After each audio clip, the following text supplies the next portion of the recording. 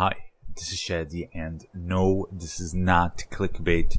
This is not April Fool's. This is not a joke.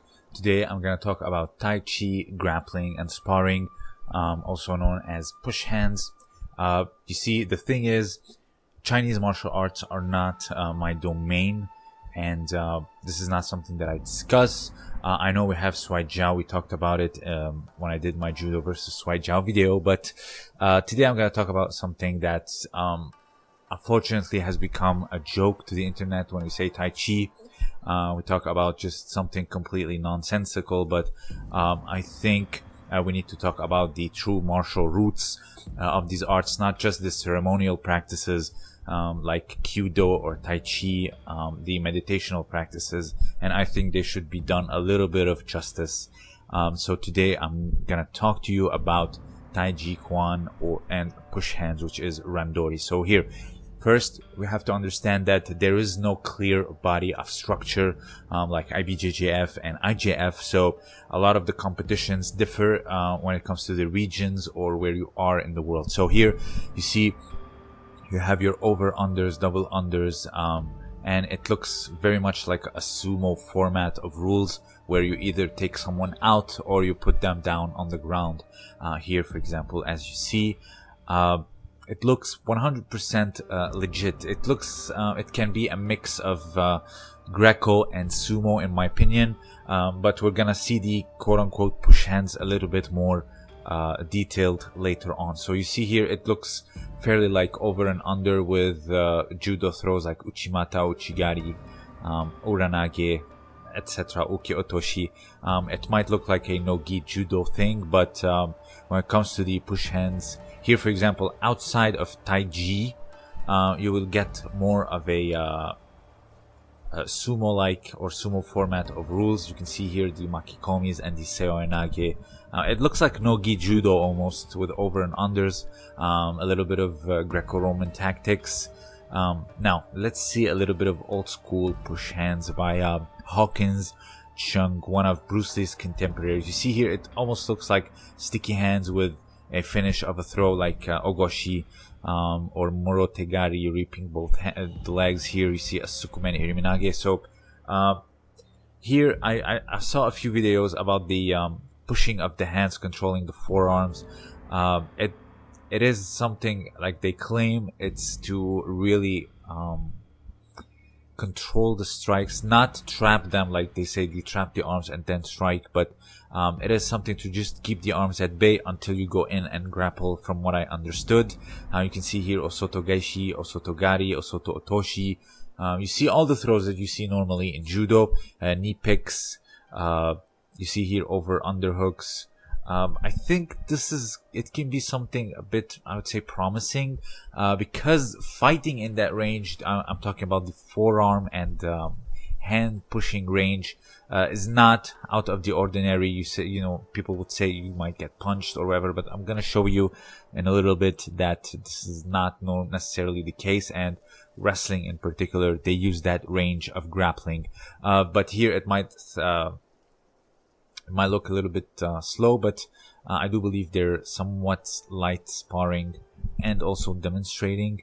But what I'm trying to say is this is legit. This is something that can be worked with resistance. It can be developed.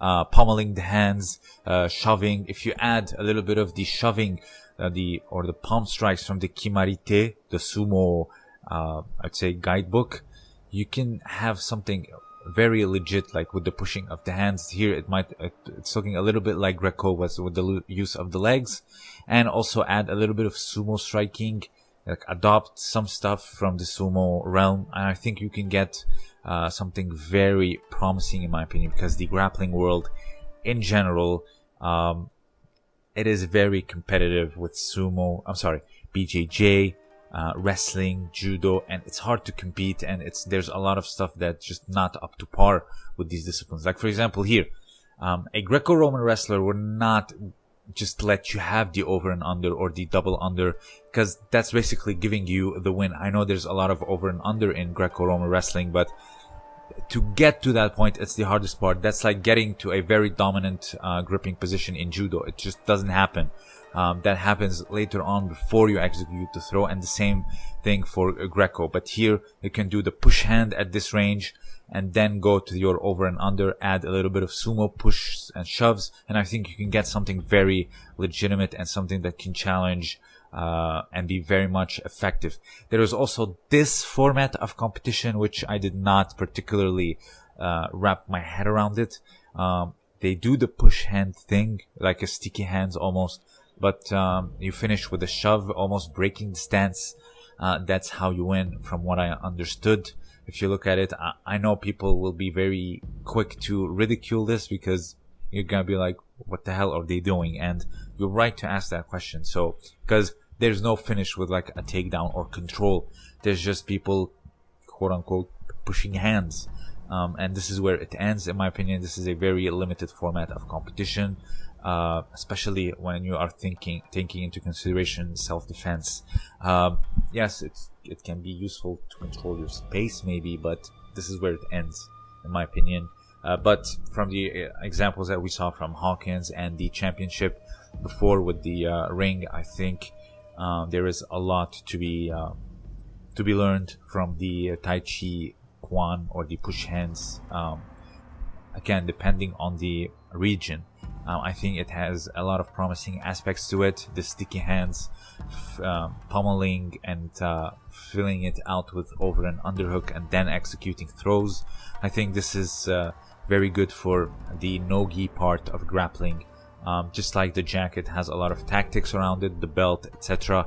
I think the push hands, sticky hands can also have its own tactics, you know, adopt a little bit from Greco, adopt a little bit from sumo, and also use the original form of the push hands, and I think you can get something very promising. Again, this is not a joke, this is not April Fools. These arts should be discussed with a little bit more respect, I would say.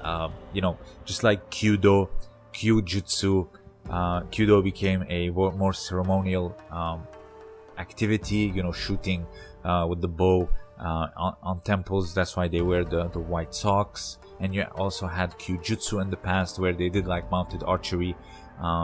Yes, it's not like a form of military art anymore, but still we should learn where they come from or what they do or what they used to do, etc., and not just be quick to jump and ridicule. I think we should always keep learning. Again, the Chinese realm, this is something very foreign to me, and looking here, seeing these types of competitions, you cannot help but be curious about it. So if you have anything else to add, let me know down below. Also, consider supporting me on Patreon. I have exclusive content for the patrons only. And what do you think about this type of grappling or stand-up wrestling?